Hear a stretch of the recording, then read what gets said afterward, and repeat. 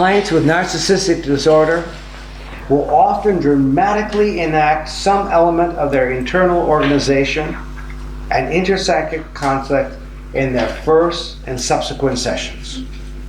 They'll enact it in some way. And that's one of the things I hope you take away from this program in these 2 days, is simply that sensitivity, that you can spot it sooner, that you can relax when it's happening, that you don't take full responsibility for it, and that in some ways you let that dramatic story unfold in your presence.